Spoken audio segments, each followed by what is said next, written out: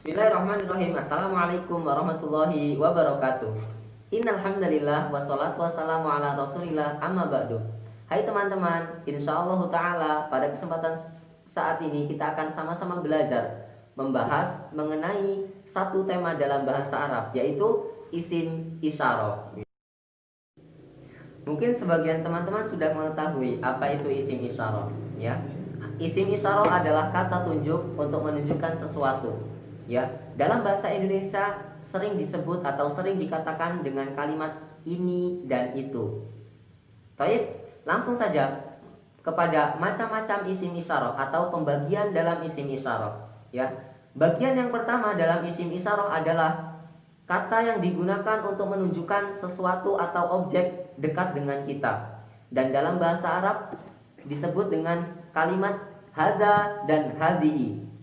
Dan adapun hadza digunakan untuk menunjukkan objek yang dekat dengan kita, dan benda itu disebut mudzakar dalam bahasa Arab, ya, atau laki-laki. Misalnya bagaimana? Misalnya hadza maktab, ya. Kalau bahasa Indonesia adalah ini meja. Sedangkan yang kedua, ya, yang kedua adalah hadhihi. Hadhihi menunjukkan objek yang dekat dengan kita, akan tetapi objek tersebut perempuan atau dalam bahasa Arab muannas. Misalnya bagaimana? Hadhihi saburatun, ya, atau dalam bahasa Indonesia ini adalah papan tulis, karena papan tulis adalah muannas. Itu adalah bagian yang pertama.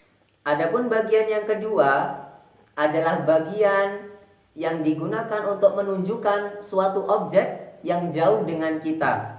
Yang pertama, kalimat yang digunakan untuk menunjukkan objek yang jauh adalah zalika, dan yang kedua adalah tilka.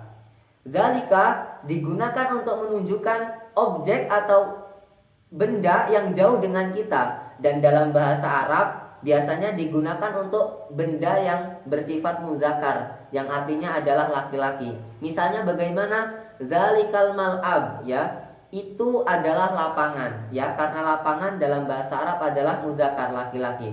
Dan yang kedua adalah tilka. Tilka digunakan untuk menunjukkan suatu objek yang jauh dengan kita, akan tetapi digunakan untuk menunjukkan objek yang dalam bahasa Arab dikatakan sebagai muannas atau perempuan. Misalnya bagaimana?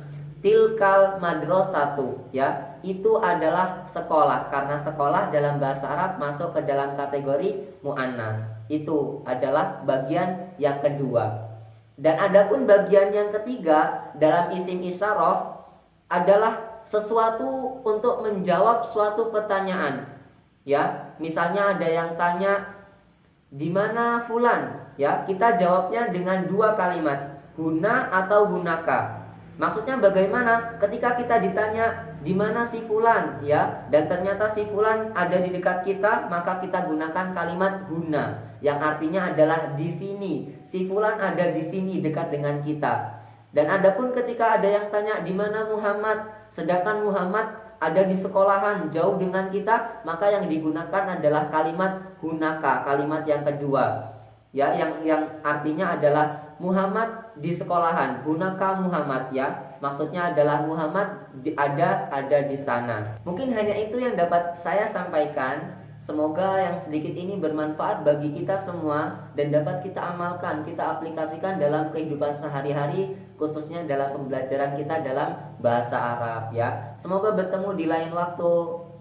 Saya akhiri, nun wal qalami wa ma yasurun. Assalamualaikum warahmatullahi wabarakatuh.